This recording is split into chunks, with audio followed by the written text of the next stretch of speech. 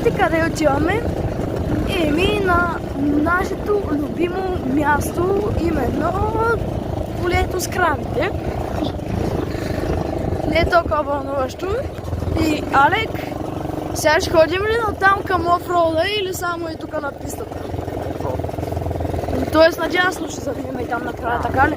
О, супер! Мале хора, нямам търпение, защото толкова време не сме ходили там надясно, за да имаме. Там има такива, всякакви полета с ори, с царици, с слънчопиди, пълна е. Цялото семейство.